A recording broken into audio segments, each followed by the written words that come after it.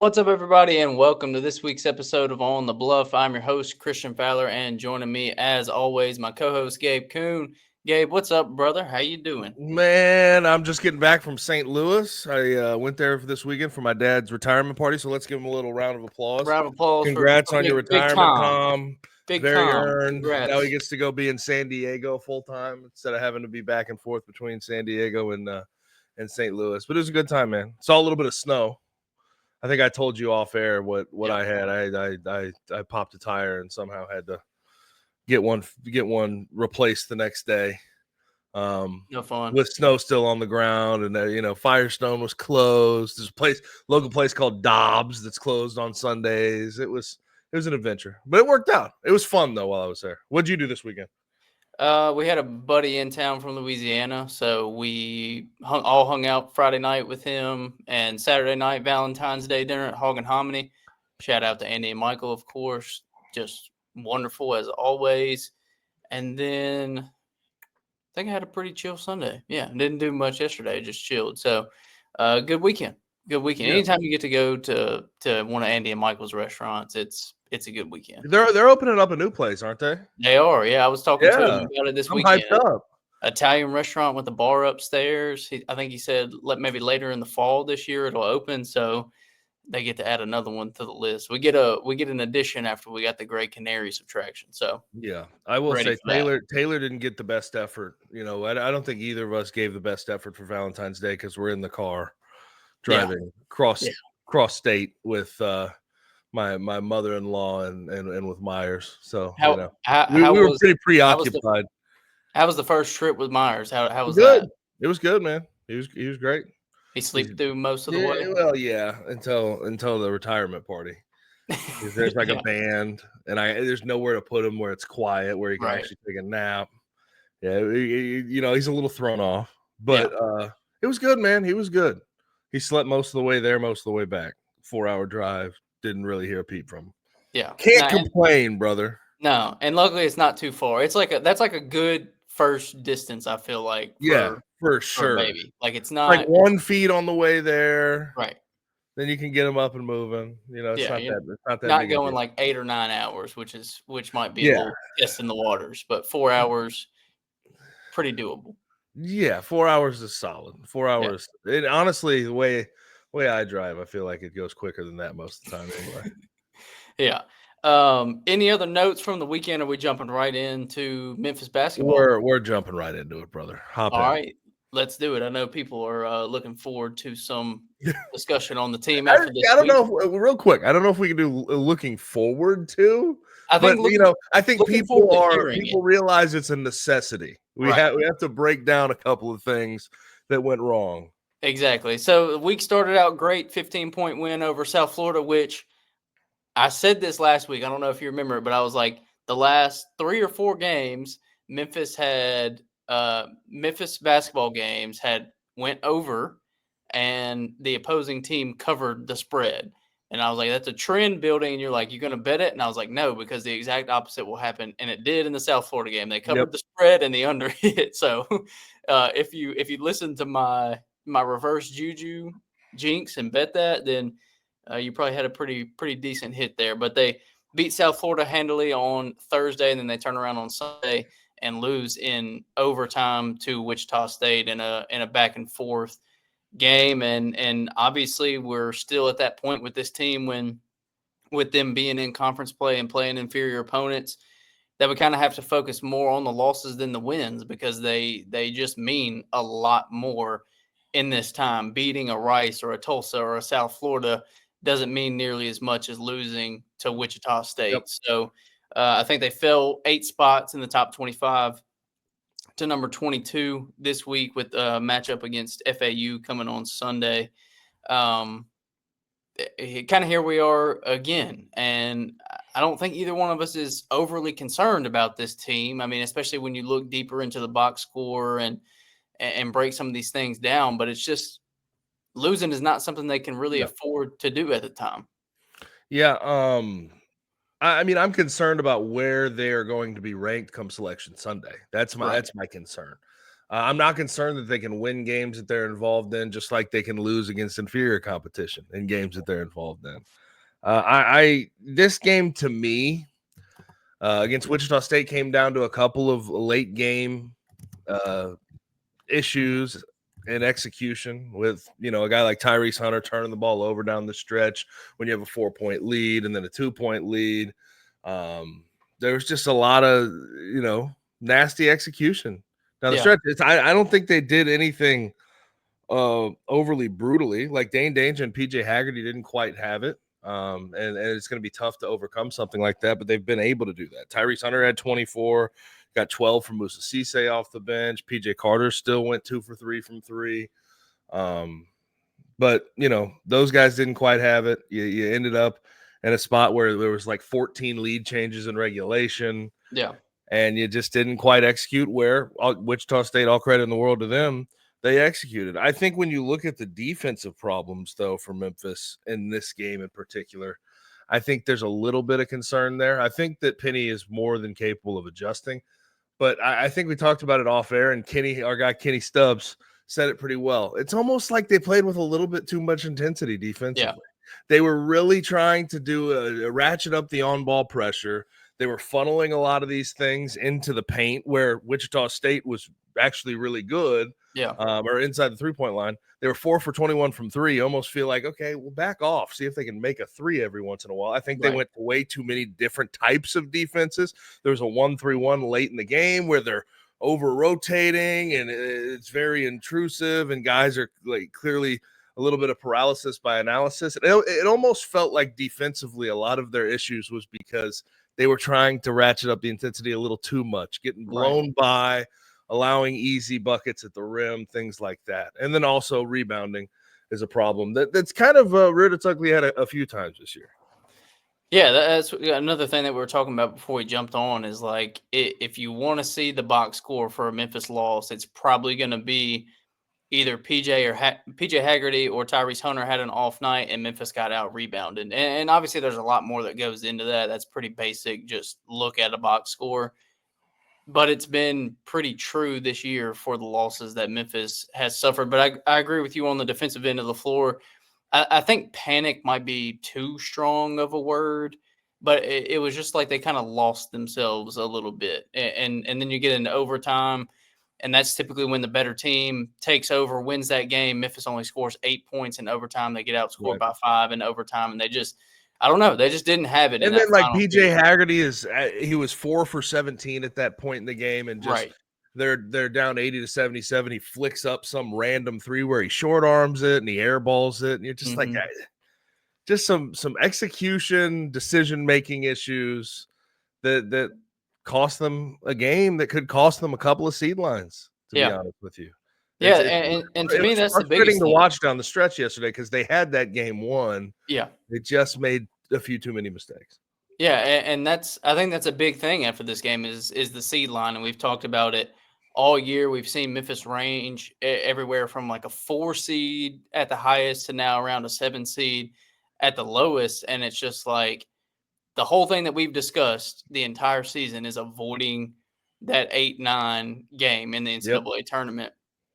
And at this point, like even if you win out, if other things don't break your way, like you could end up in that 8-9 seed line. So I think it's imperative from this point on for Memphis to win out. Maybe things fall their way and they stay around a 7 or jump up to a 6 with other teams losing games, but you just can't afford to lose anymore. I mean, you look at what's left, FAU, Rice, UAB, which I know a lot of people have that game circled on the road in Birmingham, UTSA, and South Florida.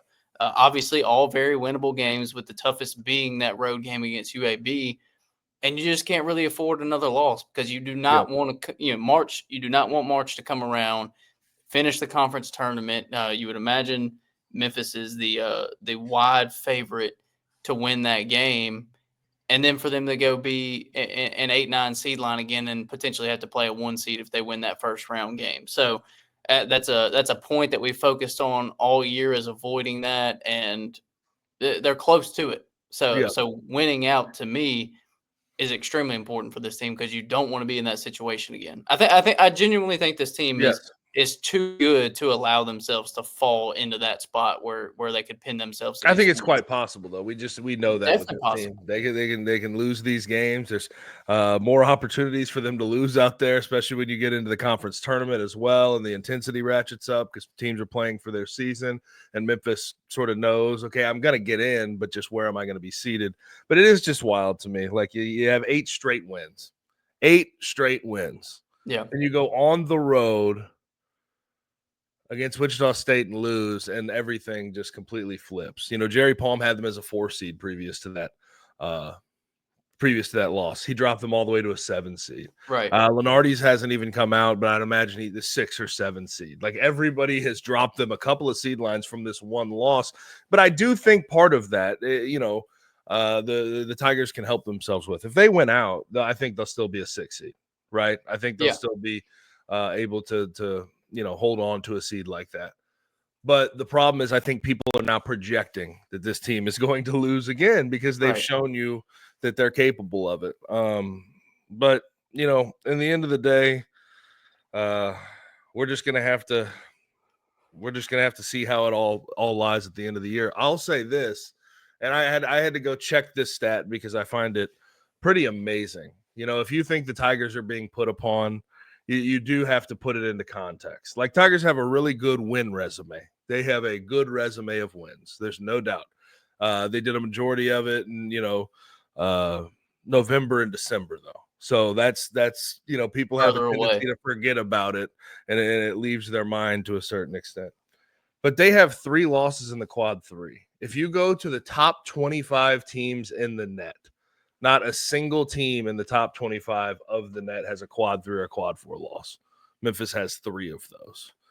So, I think the story of the season for them is, you have all these good wins, but the bad losses are hurting you more than anything. You can't just hold up your resume with all of those good wins when you've lost the games that you have against Arkansas State, against Mississippi State also by the margin you did, but against Temple, against Wichita State. It just doesn't, all the good faith that you built up just leaves when you have a quad 3 or quad 4 loss. Yeah, and that's the big thing is it's like you said, everybody else, they don't have these quad 3, quad 4 losses, and that's where the argument can be made against Memphis. And I understand it to an extent. Like even though we haven't hit the panic button and we haven't been like, oh, this team is team, as you see, they've lost to Arkansas State and Temple and Wichita State because it's just been the off nights. But it's a common theme of the year. Like you just can't afford off nights in a bad conference. It does not work out. It's not the same as if you play in the SEC and have an off night and lose to a fringe top 25 team or something like that. So it's a Jekyll and Hyde resume for Memphis when you look at what they did out of conference and the teams that they beat, and we've seen a lot of those wins get even better as the years drawn out. But some of these losses are just really pinning them down. So it's an odd season, really. Like it's a very hard season to get a beat on because we know what the ceiling is for this team, and we feel like on any given night they can probably beat the vast majority of teams in the country, but they can also slip up against some really inferior opponents. And I don't know how much that goes against them when it comes to seeding time, like you're saying. I mean, because you think about the people sitting in that room and on that committee, and they can say, you can have someone that's pro Memphis and like, look at what they did against Clemson and UConn and Michigan State and these teams. And then you have somebody else playing devil's advocate saying, yeah, but they lost to Arkansas State, and well, maybe that one was earlier in the season, so that one doesn't play as much. But then you lose on the road in overtime to Wichita State and to Temple, and there's just I feel like Memphis is a very polarizing team in that sense, as far as the quality of wins, but also the bad quality of losses that they've had. What's super interesting about like this phenomena to me is like, up until this point, you talk about the Big 10 and the Big 12 and the SEC, like these good basketball conferences, and you say, well, obviously they're going to get the benefit of the doubt. They have more opportunities for premier wins. They have more opportunities for quad 1 and quad 2 wins. I think even more so than that, it's they don't have an opportunity for bad losses in their conferences. Yeah. That's the realization I'm coming to. Yeah.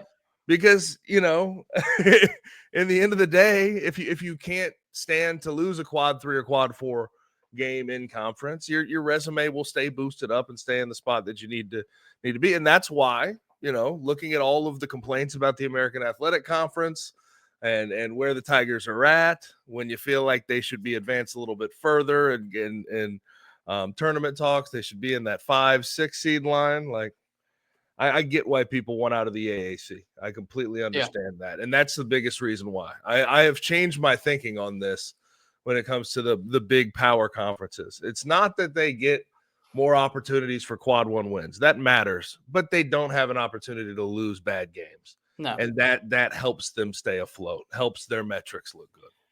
Yeah, no, I get how people look at a conference like this, and we can even open that up to the football side of things too, and say like, okay, Memphis should run through the conference, and they should, because they're the best team in both aspects of football and basketball when it comes to this conference. But the thing is like, sports are sports, and off nights are going to happen, and there are going to be moments where you slip up, and you can't afford to. I mean, we saw what it did to the Memphis football team this year, and we're seeing right now it's sliding the basketball team back, and you're absolutely right. Like, yeah, it's nice to look on the schedule and be favored in every single game in conference. Right. But to execute against that and to actually go out and win every game in the conference, that's almost impossible. That's hard, to man. do. It's really hard to do for anybody. That's a huge task to say, okay, Memphis is going to hit this conference play and win 20 games in a row against inferior opponents. Like, that's just not how sports work, especially on the collegiate side of things. Like, it's a hard ask. So I know some people can frame it positively and say, well, Memphis is favored in every single game and they should win every single game. But I mean, we know better than that as sports fans. It just human nature doesn't work that way.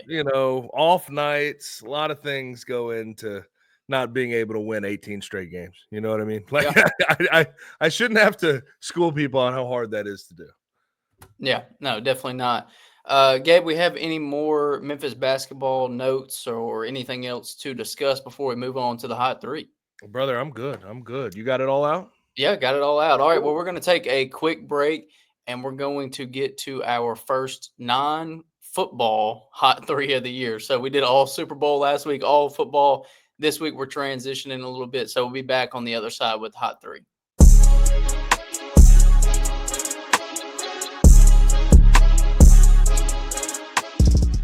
I mean, when you are in a situation in every single game where you're favored by double digits, you're supposed to beat them by a lot, you're far better than they are, they're not even top 200 or whatever in the net, that type of situation, it's their Super Bowl.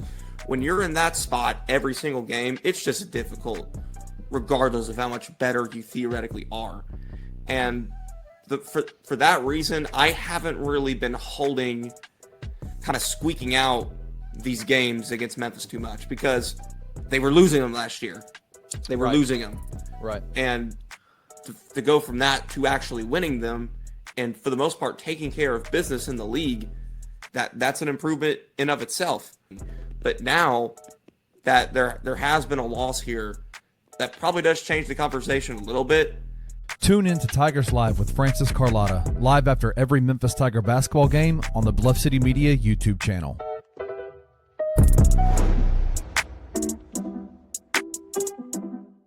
Daniel Greer shout out. The NBA should have paid $100,000 to call out John Morant and Zion. Oh, why have they not done that before? Yeah, just like WWE style. Cut a promo right there at mid-court. John Morant, you think you're the best. You think you're the best, but you're too scared. And then you hear you. Is Zion. that Jaron Jackson Jr.'s music? Stick legs? Well, I think they're made out of soft butter. Can we get Jim Ross in here to call the dunk contest? Oh, and John Morant show up with Paul Heyman? Like, oh. My God, that's John Morant's music. Oh, God, my God. It would be so good.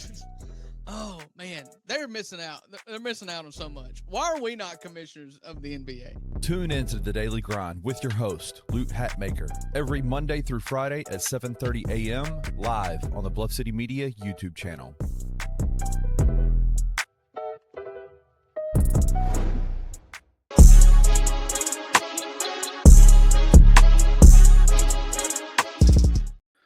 What up, boys? What's hey, listen, up, Kenny?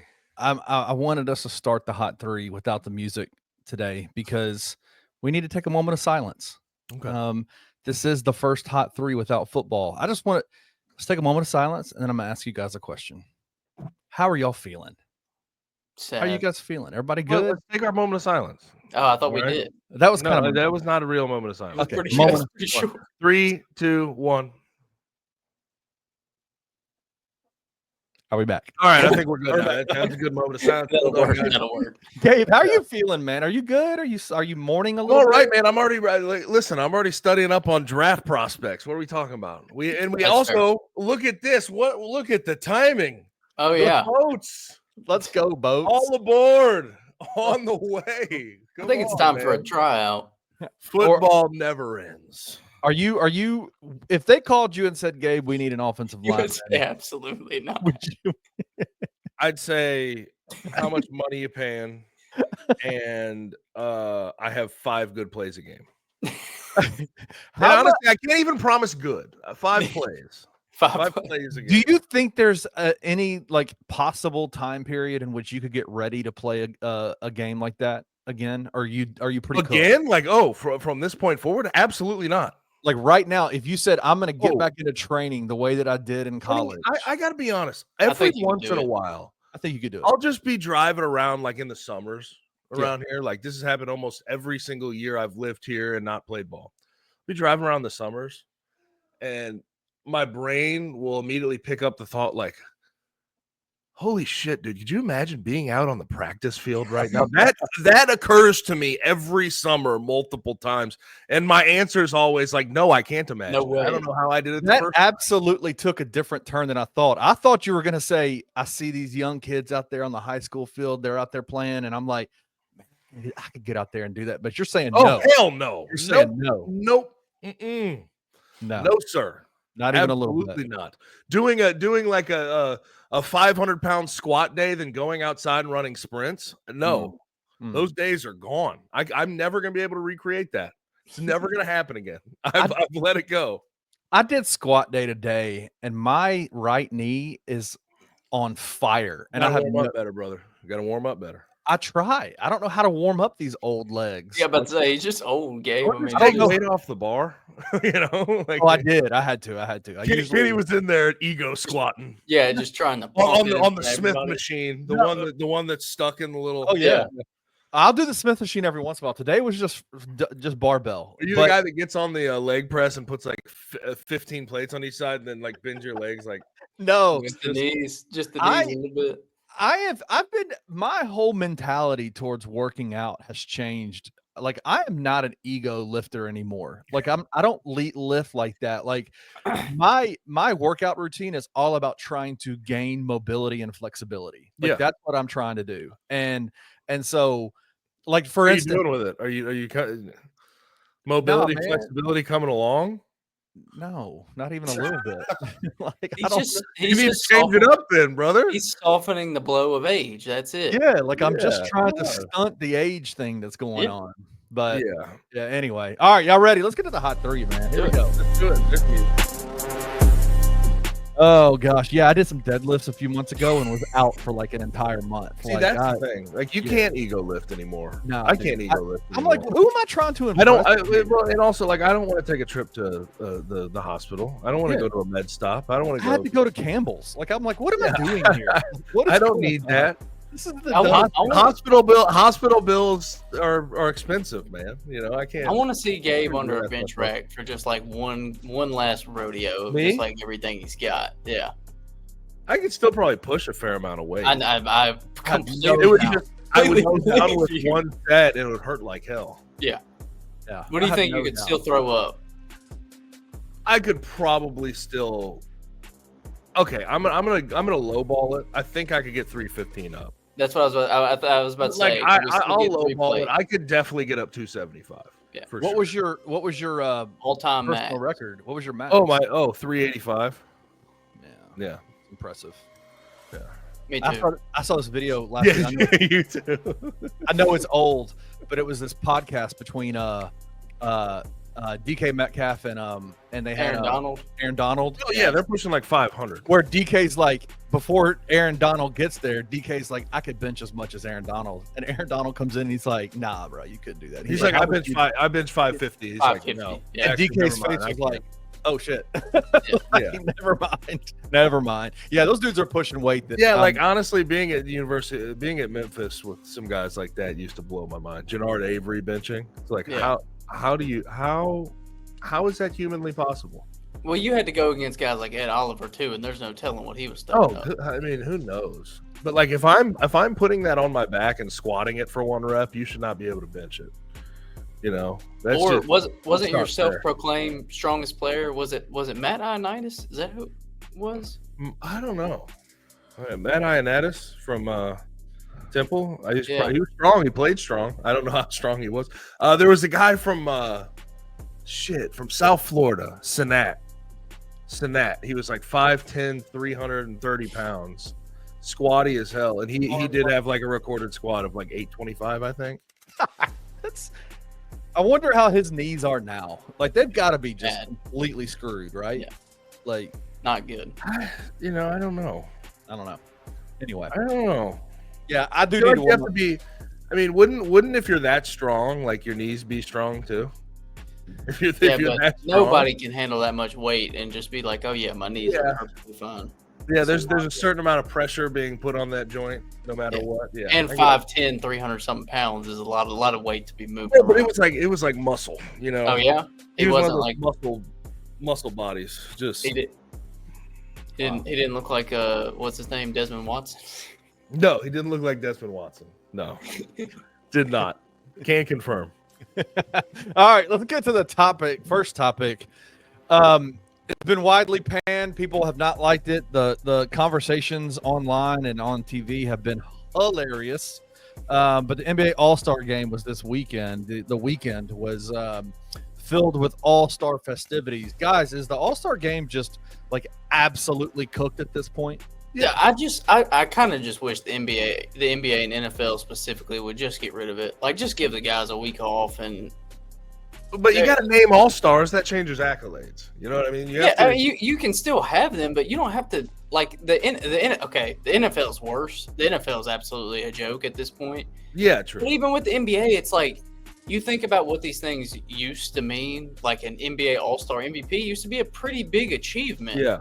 And a dunk contest champion used to be a pretty big achievement. And on the NFL side, like players took pride in that. Like, if you don't believe me, go watch the highlights from like probably pre-2008 Pro Bowls, and it was the Sean Taylor. Yeah, go watch Sean Taylor take out Brad.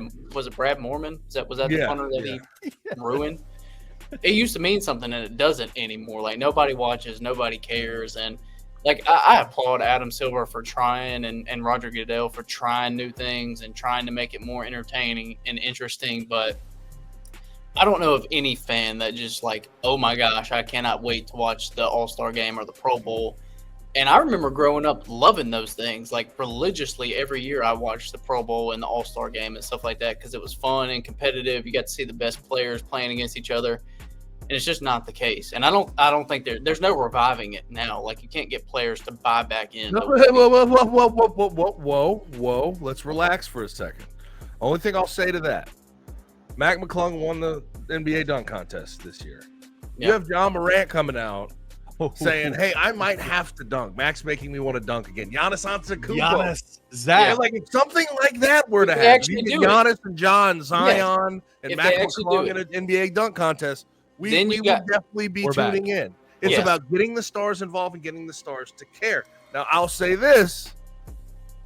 You have to have someone set a good example that'll be followed. Because as much as I love LeBron James throughout his career, and I love his longevity, and I love everything about what his career has become, that's one thing I have not loved him for.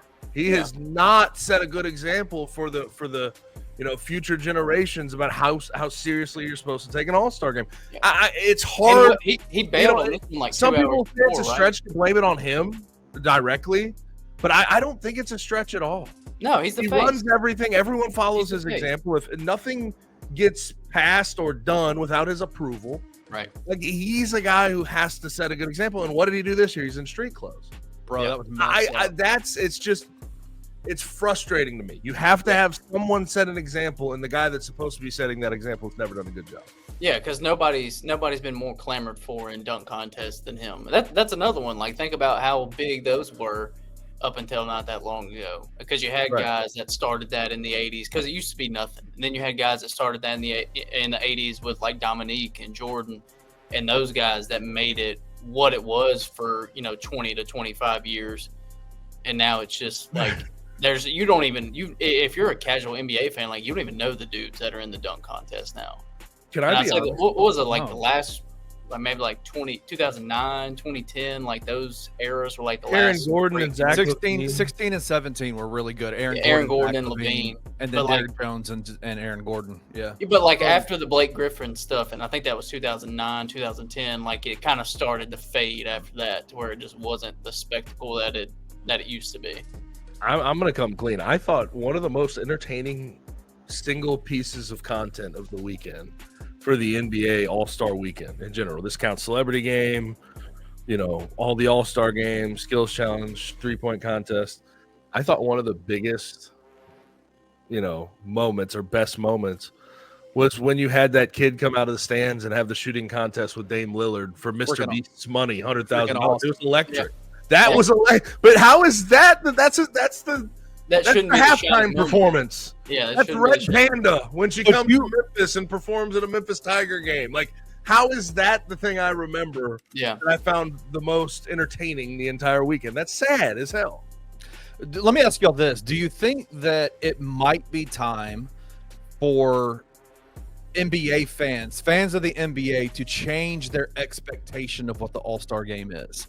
Because I think in general, I think it already has. I think So- they have, and you know what the expectation now is? It's going to be shitty, so they don't. Yeah.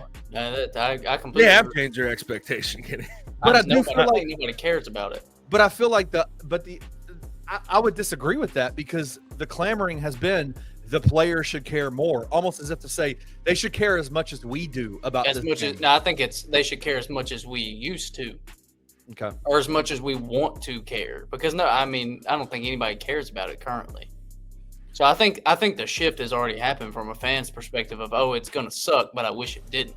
I remember the days when it was fun and when I enjoyed watching it, and even Like, back is your idea that they're supposed to change their frame of thinking to make what we see there acceptable? Just be palatable. Like It won't be. I don't think there's any. expectation. No of one what it likes half-ass sports. No. Sports that they feel like the players aren't caring about. Yeah. Like if the people doing it show a lack of care, why am I supposed to care? 100%. Like in journalism school, they explain one of the first things you have to do when you're writing a story or telling a story is tell the listener or the reader why is it important. You have to explain that to people. And if you don't think it's important, why would I as the viewer But it's not or important. listener It's think not- it's important? It's not an important game. Do you think any of those guys are out there trying to play as hard as they can play? With No, but they used to. with the potential. I know being an all-star is damn important to these guys though too. well, because of financial concerns, Money, right? yeah. Like money, they get money. Man, Nobody cares about who wins and loses that game. It's more so get out there, press flesh. It's become the most corporate event ever. Well, if we just That's had all. like That's if we all had a reason couple of people back do and it. forths like we did with at the end of Kobe with Kobe and LeBron going at each other for a quarter, That's Yeah. fun. Yeah.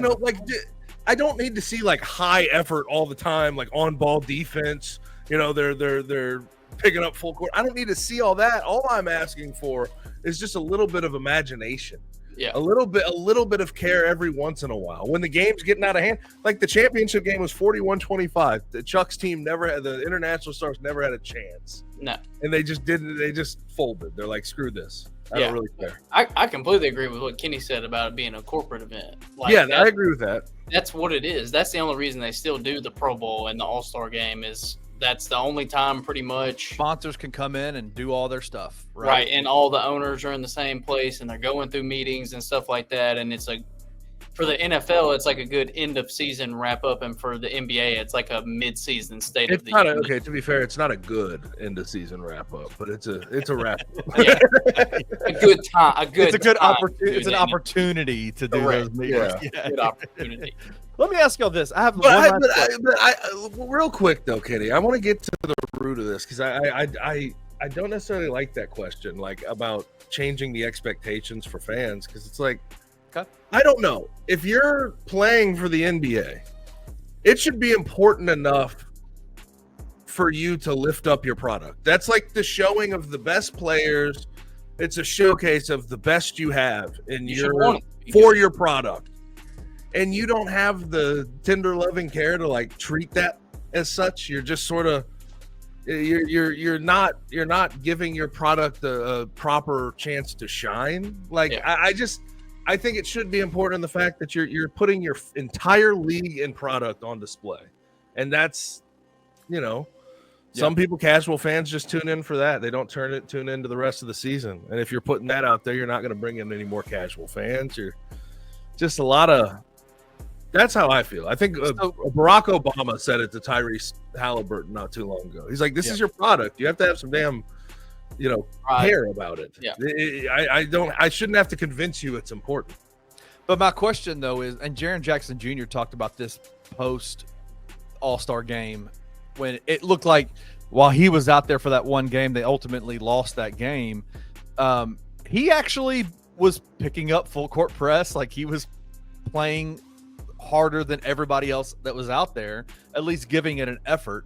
He said the problem though is what happens when a guy comes in, gets injured for playing a game, gets injured in that game, and then is lost or ruined for the rest of the season for his team that is fighting for a playoff contention. He said the problem is that then you would go, you're saying right now things need to change. If players were to get hurt in this game, then you would come back and say things need to change again. And I understand that. Like, as a Grizzlies fan, I'm an NBA fan totally. Like, I love the NBA, the league as a whole. But I'm a Grizzlies fan. And if you have to tell me that I got to watch Jaren Jackson Jr. half-ass it up and down a court for, one night so that he can be ready to go and prepared for the rest of the Grizzlies push towards the postseason, man, give me that all day long. Like, I will watch him just loaf it all day long. Yeah. Me- I mean, I understand that perspective, but I don't even think there's really much of a precedent for that. And they've been playing that game for 4 years. Can I ask this though, Kenny? This is simply a question. Has anyone ever gotten hurt in the NBA All-Star game? That's what I was saying. There's no Kobe. precedent for it, really. Kobe He got broke hit in the nose. Kobe, I remember broke his that. nose, yeah. That's it. And that was, that's incidental. I That mean, could happen in practice. I don't know, man. Like, no, I mean, I feel you, but I don't think. I think isn't that also a big problem with the NBA? We're just so hyper worried and paranoid about injuries all the damn time. And that's part of the reason that the product is stunk and people don't play back to backs and you don't get your stars on the court all the time. Like, I don't know, man. Like, at some point, we need to stop being pusses. Stop worrying about all that all the damn time. Play ball. Like, I'm not saying that your concern is. I'm not saying your concern's not somewhat warranted, but you're not out there. And again, I'm not asking you to just bust your ass up and down the floor and take unnecessary risk. It's not what I'm asking. Just like act like it cares a little. Act like it matters. I have another last question. This is my last question for you. Do y'all think that part of the narrative that has been created about the All-Star Weekend is in large part due to the fact that TNT has had the broadcast for so many years? And are y'all as tired as I am of hearing broadcasters, ex-players, vets, guys that are in the media world now that are talking about the game now the way that they do? Like, I feel like the levels of negativity from former players about the NBA and the current state of the NBA, the players in the NBA, is absurd. Like, you saw even active player Draymond Green come out and say these young guys have no business playing on the floor on Sunday night with the rest of us. And I'm like, brother, shut up, man. He knows it's the end of the road soon. I love it. He's turning into Charles Barkley and Shaq before our eyes. You listen to like Shaq Shaq is the kind of Shaq was the most dominant player I've ever seen play the game. Like, he is completely dominant, but there is a level of pettiness that comes out of him and Kenny Smith and Charles Barkley. I think with all those guys, all those former players and stuff, it's just an ego thing. And like Gilbert Arenas is really bad too. Obviously, he's not on that pedestal, but if you ever hear clips from his podcast, he's terrible too. But I think it's just an ego thing. I think it's been forever in sports. I think it's just more prevalent now because you have more former players that are in the media or have a voice in podcasting and stuff like that. And I think it's just the natural thing to say, like, I played in the best era and these guys don't deserve this and this and that. And it was like this in the good old days. Like, it's been like that in every sport forever. I think it's just way more prevalent now. You know who I really appreciate that doesn't do that, who people need to look into? I love Kevin Garnett and Paul Pierce. Dude, yes. They're great. Yeah. They don't tear down the new phenomenal. They lift up the new.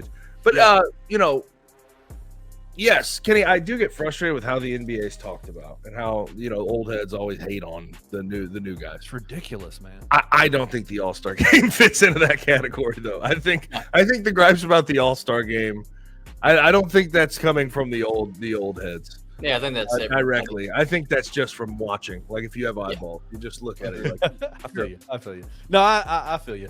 So Jaren Jackson Jr. played, obviously second time picked as an All-Star for the Memphis Grizzlies. I just got to tell you, man, like, Jaren Jackson Jr. is low key like one of the coolest people.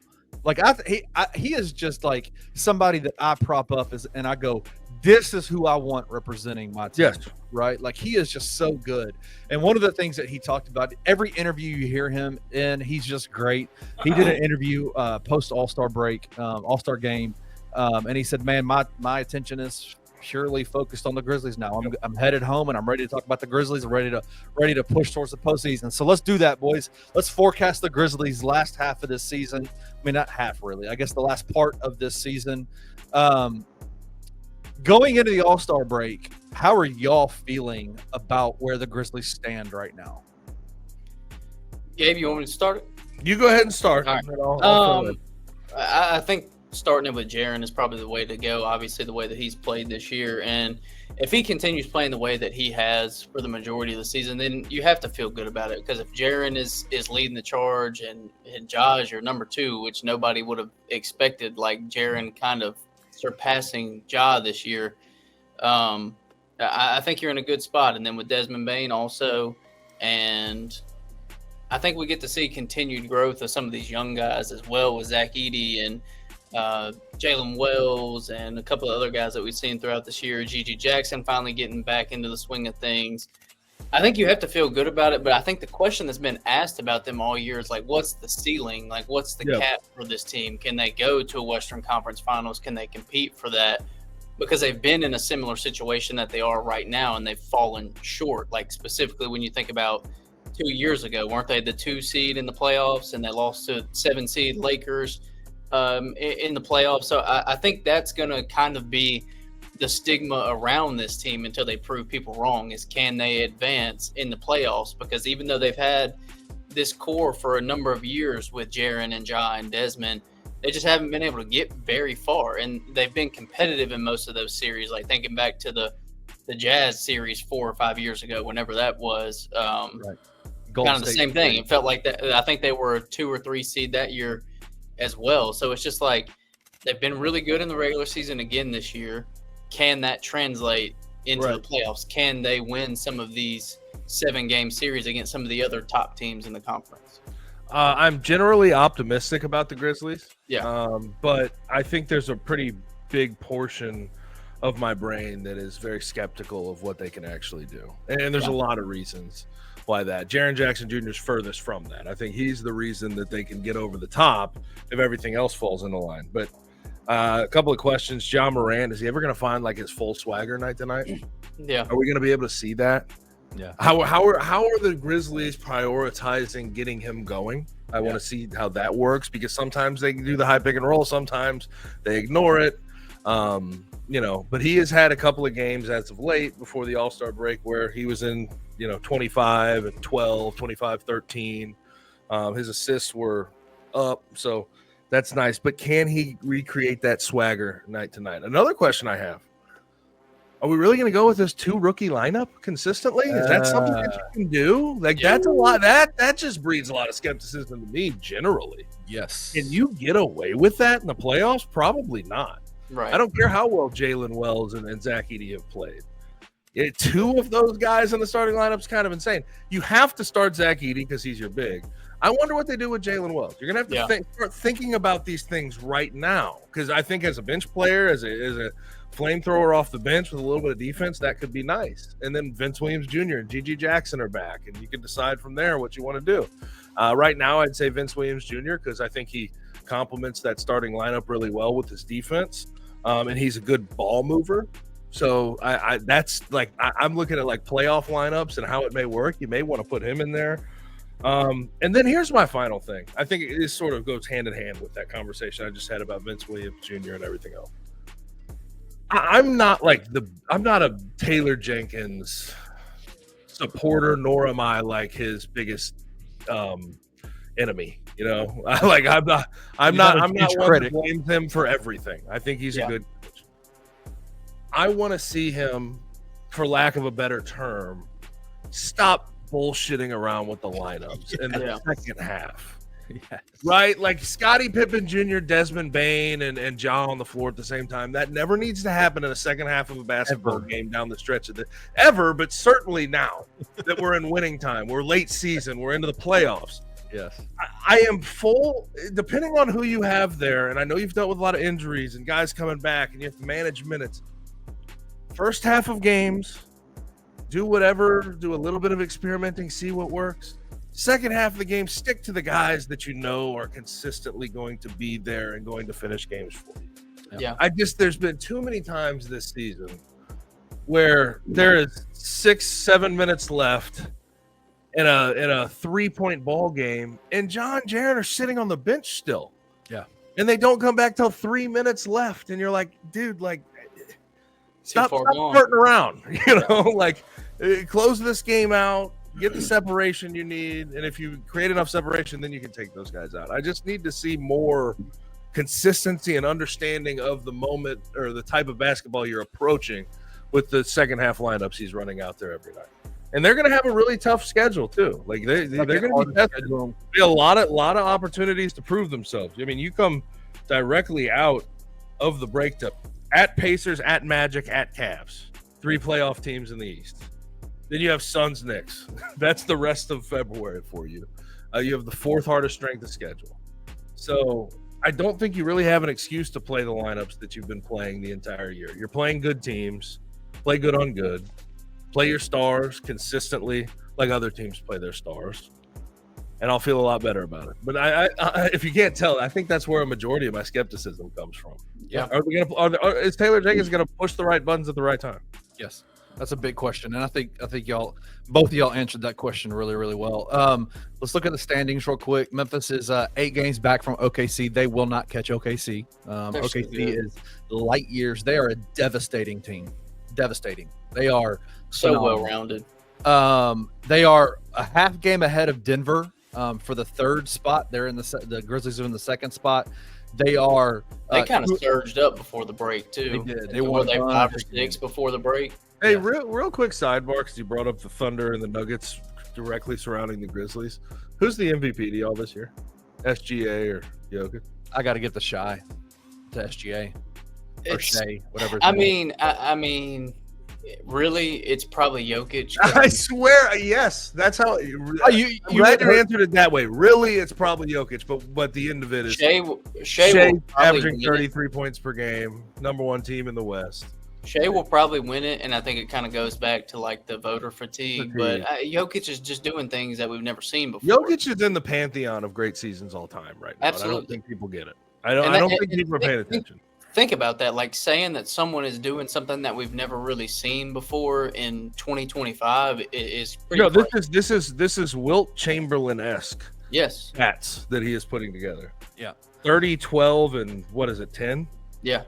Per game. A big man averaging a triple-double is absurd. And he's also 2nd in the league in 3-point shooting. He's top 10 in the league in field goal percentage. He's, I think, top 4 in steals somehow. He's Like, he's all over the damn place. For points, rebounds, and assists, he's 3rd, 4th, 2nd. He's top 4 in the 3 big categories. I'm glad y'all have my same thought, at least. Well, at least no. Christian does. You couldn't tell It's me. like, it's Jokic to me if I'm being real with myself. Yes, But I think that SGA will probably win it by default. So Denver is a half game up. Houston is 2.5 games back from the Grizzlies in the 4th spot. Lakers are in the 11th spot, or in the 5th spot, 3.5 games back, or 3 games back from the Grizzlies. Where do you think the Grizzlies end up in the standings at the end of the season, in the regular season? Are they going to stay in 2, or do you think they're going to get overlapped? I think Denver will probably pass them, just because I think we see them ramp it up a little bit more. Mm-hmm. So I think Denver probably passes them. I think they can hold off Houston though, and Houston's been really impressive this year. They've had a rough last month. They've had a really rough. And I think we'll start to see that a little bit more as the season goes on, just with how young they are, and they're talented. I mean, Amin Thompson, Sengun, Jalen Green, like Fred VanVleet, they have a very well-rounded roster that's built to compete for years to come. But I feel like they're kind of more where the Thunder were like 2 years ago, if that makes sense. Like they're still a little bit away. I think they need to be established a little bit more first. So I think they can hold off Houston. I think Denver probably passes them. With LA, it's like, do you believe in the combination of LeBron and Luka? I think maybe they could eventually figure something out, but I don't think it happens this year where it's extremely consistent. So I would say they probably end at 3 would be my guess. I say 2nd or 3rd. I'm right there with you. I like, because it's really going to come down to Denver and the Grizzlies. Like, how do they manage a tough schedule? Denver has the 3rd hardest strength of schedule remaining. Oh wow, okay. Grizzlies have the 4th. So it's like, we'll see how they both manage it. But I don't think the Rockets, Lakers, Clippers are catching up. Can I make my hot take real quick? Yeah. So rather, this is a pressure cooker take. All right. Minnesota Timberwolves are going to finish in the top 5. Oh, they're going to finish in the top 5 in the Western Conference. wow. Okay. I don't think. Go look at their schedule. Go look at it right now. Is it pretty? It's once you get into March, it starts to get so lame. They're 26th in remaining strength of schedule. The worst. They have the worst win percentage among opponents in the Western Conference remaining. So, Do y'all think Golden State climbs after this Butler trade, or do you think they end around that play-in spot? I think they'll be right. I tried to have this conversation. I mean, they're in the play. One reason, like it's worked saying, out pretty well, and it looked okay. Jimmy's played well, and Steph is, playing well with Jimmy next to him because there's somebody else that takes the attention away. But like, I was just thinking about it. How many duos in the NBA are better than that one? Like probably 10. 10 duos ahead of a 35-year-old Jimmy Butler and 36-year-old Steph. Yeah. Like John Jaren, right? Yeah. Let's think. Shea and Mitchell J-Lo. and Mobley. Mitchell and Mobley, especially the way they've played. Jaylen Brown, Jason Tatum. Tatum and Brown. Cat and Brunson. Whew. Giannis and Dame. Like there's so many duos. Yeah. That are better than that duo. So I don't know if they're going to make some miraculous comeback. They just had to, and I think Steph Curry said it the right way. Like him and Draymond had a conversation when they traded for Jimmy Butler. Like this is the last one. This is our last opportunity. And it's a kind of lame last opportunity in my opinion. Yeah. They're clearly not a team that's built very well. No spacing. Can't really shoot the 3 ball like they once did. No. Just doesn't make a whole lot of sense. Quentin Post is their starting center. Shout out. I don't think they do much damage. Yeah, exactly. Yeah. All right. So let's say the Grizzlies stay at number 2. All right. Last question about this. Let's say they stay at number 2. Here are the 4 teams that are right now in consideration for the play-in 7-8 seed. Minnesota at 7, Dallas at 8, Sacramento at 9, Golden State at 10. Which of those teams, does any of those teams scare you for the Grizzlies moving Definitely forward? not Sacramento. No. Mavs at full strength. Yeah, that's what I was going to say. If Anthony they have Davis, AD, yeah. I mean, they're AD, we saw what Grizzlies AD won. did to him 2 years ago. They could not stop Anthony Davis 2 years ago, and to have him with Kyrie, like that'd be a tough matchup. And he does kind of Minnesota too. he has the potential to even give Jaren, even though Jaren's played unbelievably offensively, he can give Jaren hell. Yeah, I think you're not scared of Sacramento or Golden State. Obviously, with the Aaron Fox trade, you're not worried about Sacramento. Timberwolves could be an interesting one. Timberwolves can be interesting just because Not Anthony as much. Edwards in the playoffs has just been, Well, and I want to like, I don't know, and they're big. You I mean, still have with Rudy Julius Gobert. Randle, Naz Reid. and Nas, and like I don't know if the Grizzlies bigs are perfect for that series, but there would be worse. It would be worse things in the world than playing the Timberwolves. yep, I agree. Dallas would be the scariest at full, no doubt. If AD comes back full strength, Dallas will be tough. Yeah. A tough out in the playoffs. All right, let's move on to the last. We talk Tigers every first segment. We talk basketball all the time, college basketball all the time. We wanted to spend this last segment and talk about one of the more obvious college basketball topics that there is, and that is just literally that the SEC conference in basketball this year is epic, historic, a conference of dominance. Like they're just dominating, right? Like, and there's a couple of stats we can give.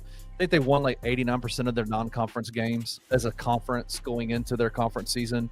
They have 14 teams in bracketology in the bracketology in Lenardi's bracketology right now. 14 teams.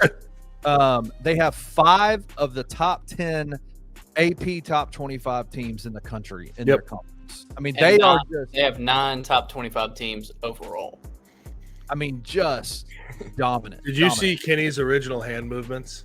He's like, the SEC is the best there is. It's the best, can't be beat. Can't be beat. Phenomenal. The most dominant. It's the most dominant basketball conference Historic. in the country, hands down. Hands down in the country, dude. You're like Shane Gillis level of impersonation there. That's incredible.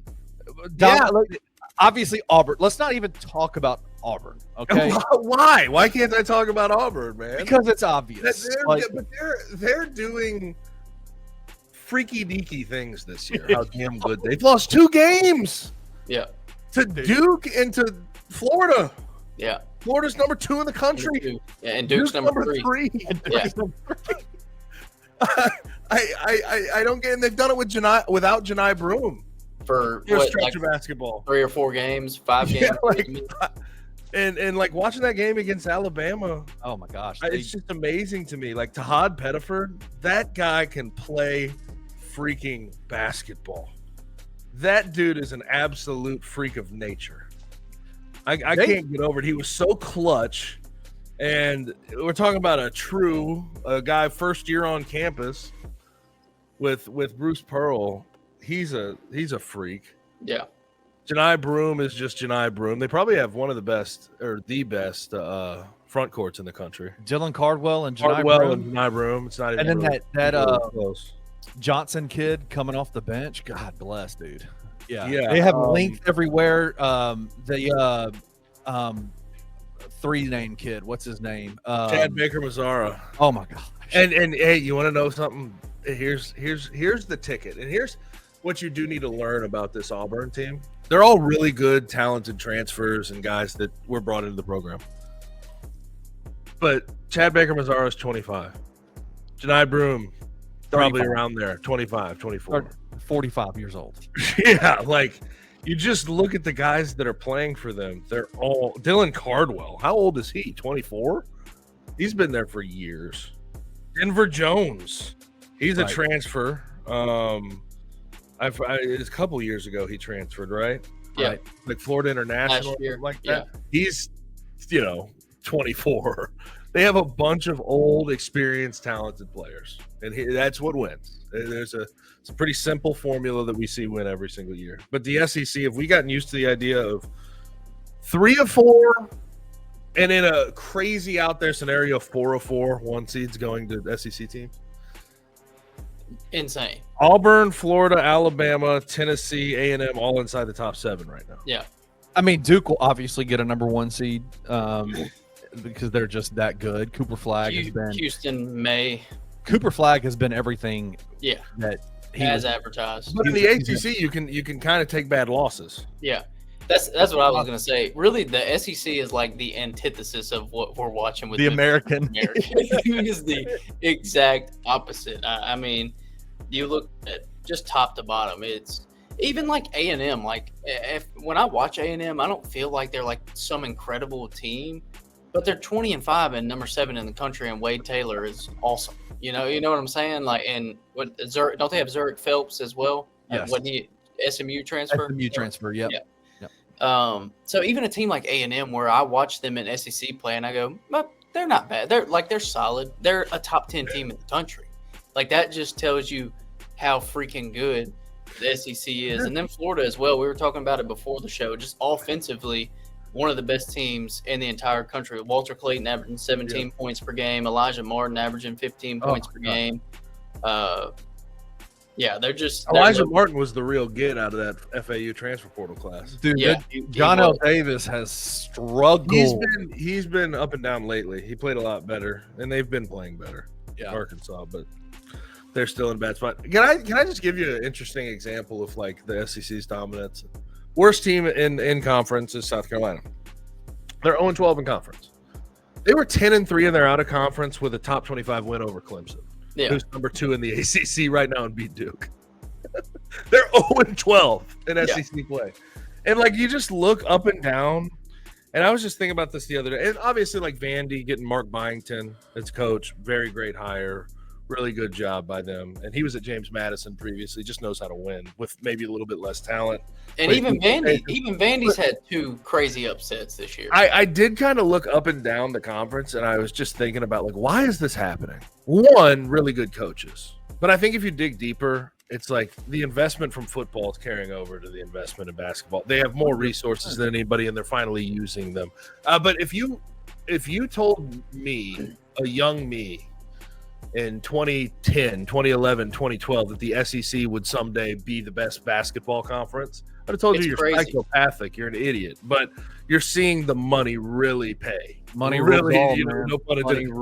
It is paying off for the SEC. Yeah, and it's hilarious because you're exactly right. Like 10, 15 years ago, when the calendar flipped to basketball season, SEC fans were just like, whatever, who cares? Because everybody would talk crap about the SEC and like, okay, it's basketball season now. Where are the SEC fans at?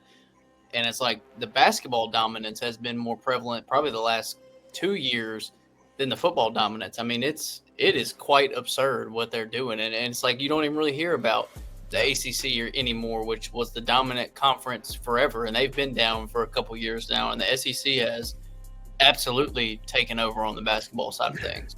Dude, Bruce Pearl, Nate Oates, Todd Golden, Buzz Williams, Dennis Gates doing a really good job at Mizzou, Rick Barnes, Chris Beard, Cal, Mark Pope, Byington's been really damn good. It's ridiculous the amount of investment and coaching names they're able to bring in with the amount of investment they have now.